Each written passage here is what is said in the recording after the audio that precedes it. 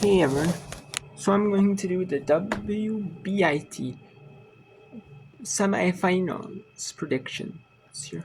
My thoughts on who's going to make it to the championship. The semifinals are today on ESPNU at 2:30 Eastern and 5 Eastern from Hinkle Fieldhouse in Indianapolis. Historic Hinkle Fieldhouse. That they are at Hinkle Fieldhouse now because they used to be, the men's NIT used to be exclusively at Madison Square Garden. Then they stopped putting it at Madison Square Garden, the NCAA did, because the NCAA runs it. And they have it now traveling venues across the country, like different colleges or like arenas or stuff like that.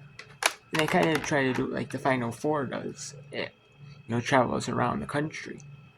In the last couple years, it's been at Hinkle Fieldhouse, home of Butler University, and they're having the WBIT. They're having it on Monday and Wednesday, while the men's is Tuesday, Thursday. They're trying not to overlap. The NCAA tournament. Be for the women's or men's. So that's why the women's time being on Monday. The men's was already set on Tuesday, Thursday. Kind of on by like ESPN because they didn't overlap their like NBA Wednesday doubleheader. And then and they kind of do already overlap a little bit. The McDonald's All-American Height games. One of the semifinals has been ESPN too because the boys McDonald's All-American boys game. Overlaps semifinal 2. So they put that on ESPN. But anyways, and then the women's games, the NCAA runs it. So like, we don't want the games to overlap. NCAA tournament. They don't want the NCAA tournament for the women's games. The two Elite Eight games on Monday because the tournament for the women. It's Friday through Monday each week. Each week except for the finals, which is Friday and Sunday, and then the Final Four, and then the men's is Saturday and Monday. They don't want it to overlap, the women's Elite Eight, but the women's NCAA tournament. But that's why they're in the afternoon at 2:30 Eastern, 5 Eastern. Because they want the very end of the, unless it's like overtime or something, or it goes a little bit longer first game. They want it to do as minimal overlap as possible. Have it like not be like super early in the day. As kind of like a lead-in. People, they might not get like the most viewership.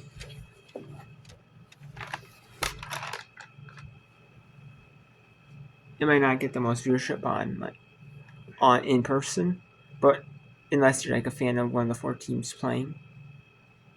However, they're hoping that to get some viewership on TV. And, but yeah, it's just how it is. But anyways, we got the first semifinal between Belmont and Villanova. Belmont was won over James Madison. They blew them out. They almost doubled up James Madison officially by the end of the game. While the Belmont Bruins, Villanova, I should say, that's for the Belmont Bruins, the Villanova Wildcats, I should say. They defeated Portland. Portland was a scrappy team. They made it to the quarterfinals. They beat Stanford. They were the 7th seed in this tournament. They beat Stanford, the 2 at Stanford, or at Tar Vanderveer Court. And then they beat Marquette.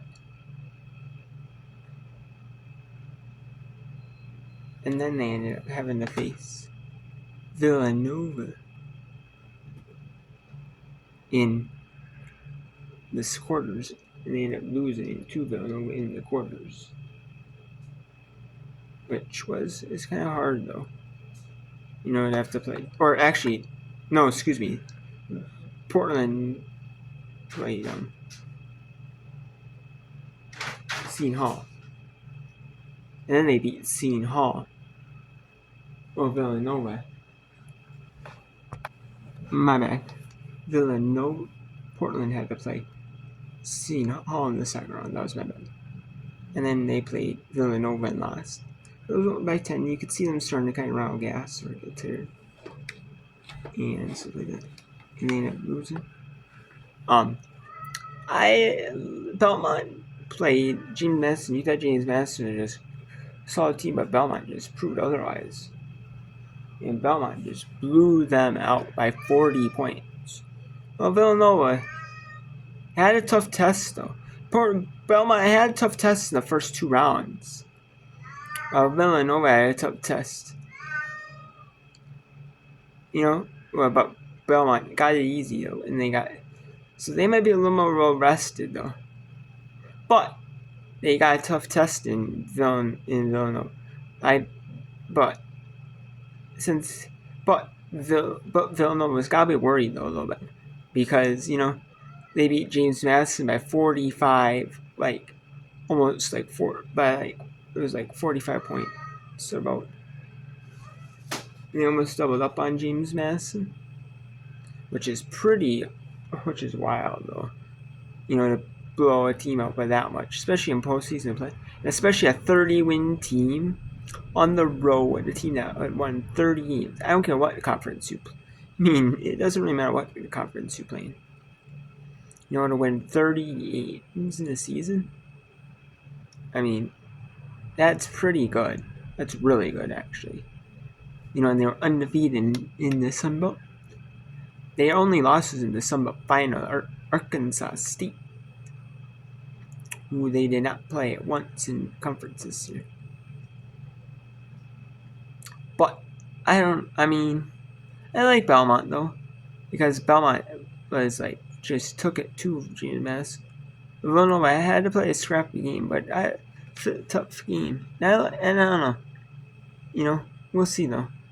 Who gets out and plays their style of play better. But I don't know. I like Belmont though.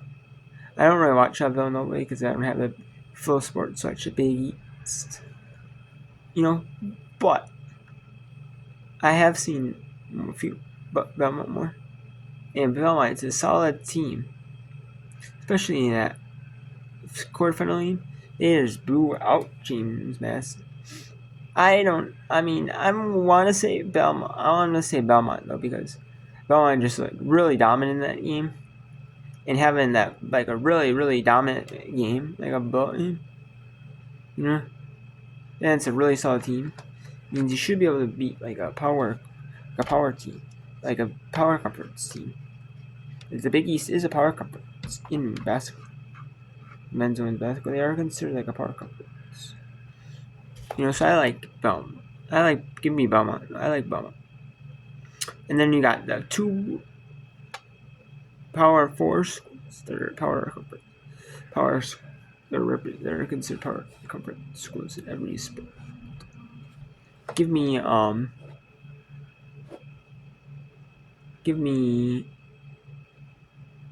the winner of. Give me Belmont, and it's the winner of Minnesota versus Florida. And this is a 5 Eastern game. The Belmont Villanova game is 2:30 Eastern on ESPNU and ESPN Plus. While 5 Eastern is Minnesota versus Florida.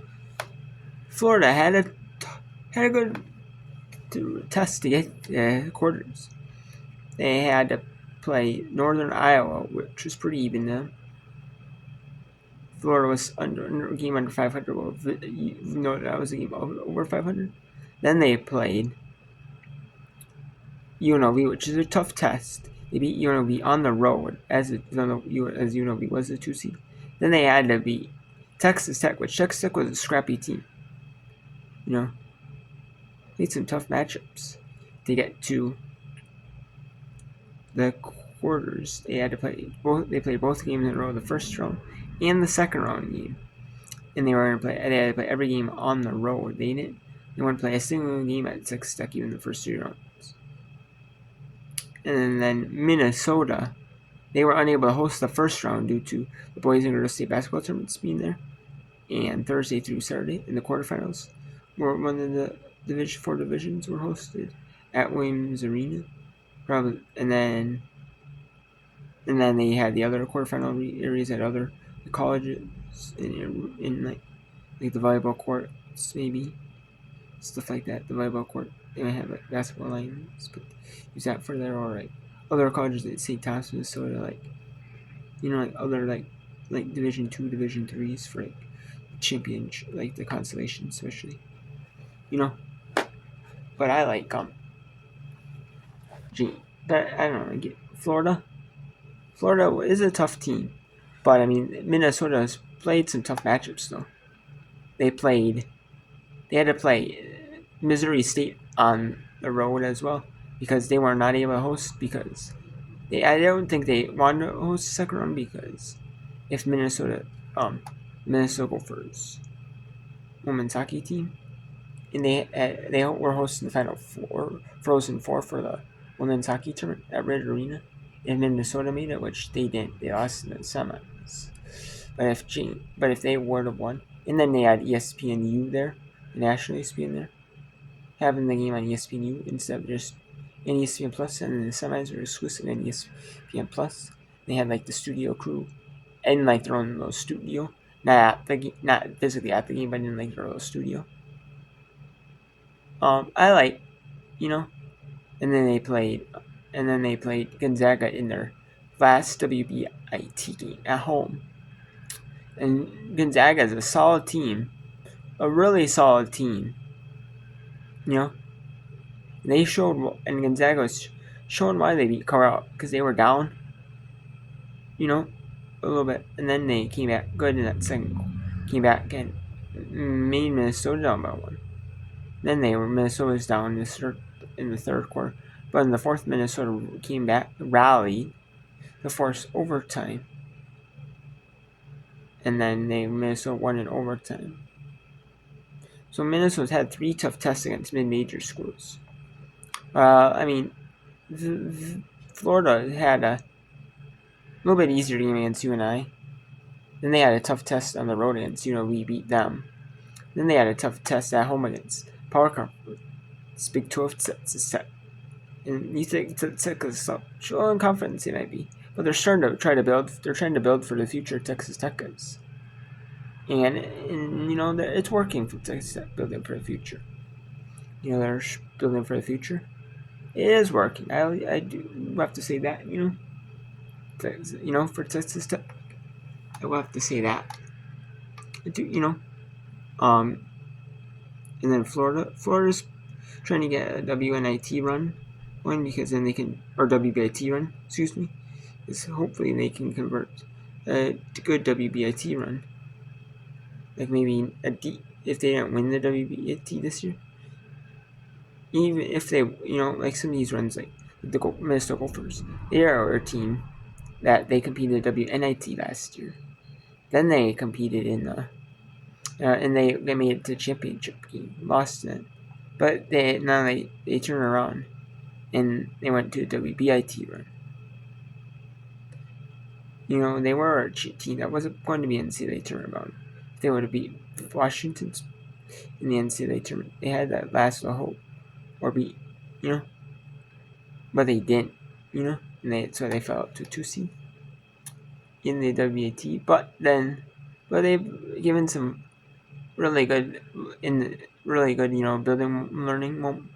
It's kind of like a learn, how to battle in like postseason, so that when you make it, it's not the NCAA tournament, but it's a tournament where you can play some extra games.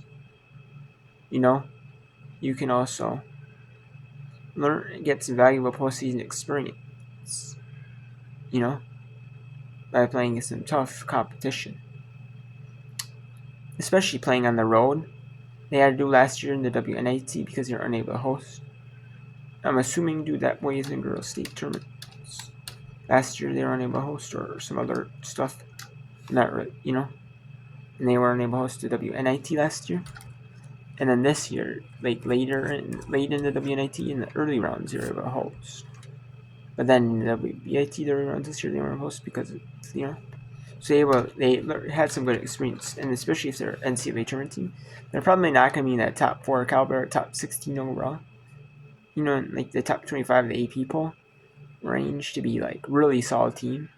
They might be, but they might not be.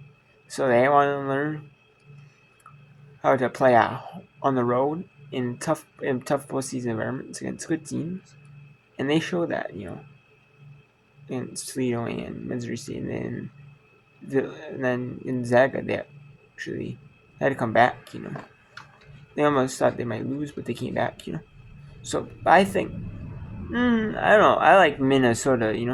Minnesota's been more tested in the postseason, not because I'm a Minnesota.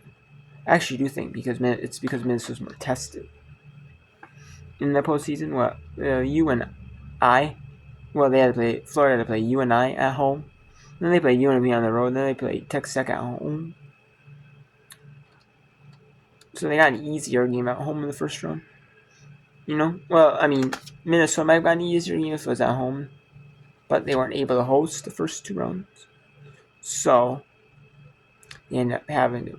So that made it tough. But they also battled, especially playing in like a neutral court, They'll know playing on the road, and they can, use that with the experience. Maybe take that to a neutral court, or what I'm saying. So that would be nice for them. So I like Minnesota. Because Florida's not a team that's not as deep, not as experienced. I think Florida is in like postseason. They don't have that as much talent and depth as Minnesota's, especially when Minnesota they're getting their starters back, their main players back, like Sophie Hart, Grace Skrholski, Amaya Battle. They have Mallory Heyer, Tori McKinney. They're getting Mara Braun back next season. And that's going to be... And then this year, they thought they had Mara Braun back. And they still made the WBIT without her, so it's like... They might almost win the WBIT without her, so it's pretty remarkable to think, that what they could have been with Mara Braun. And, like, Mara Braun is, like, a WNBA caliber player. Like, I see, like she's actually has said that she wants to go to, like, the WNBA or, like, overseas and play professionally. And I don't see why she can't, Like, I really see her having a future in that WNBA.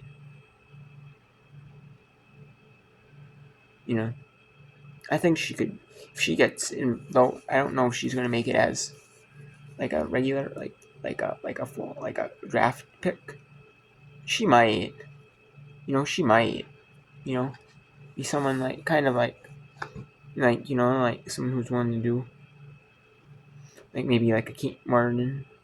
She could be, or she might just be like a 3rd round pick, like a 2nd round, 3rd round, like a late 2nd, 3rd round pick, or like a training camp invite. I could say no problem, especially when you got these like new teams coming into the league. These new teams going into the league. Like I could see her probably making like Toronto or Portland, or like the new team, the 16 team. I guess you're trying to make that team, I could see it, so it's,